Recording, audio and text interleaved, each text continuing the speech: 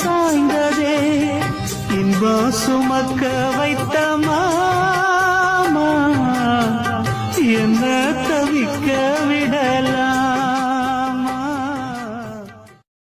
மரக்கிளையில் ஒரு குருவி கூடு கட்டி வாழ்ந்ததே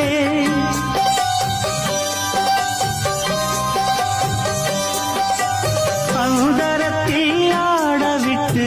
ஆலமரம் சாய்ந்ததே இன்பம் சுமக்க வைத்த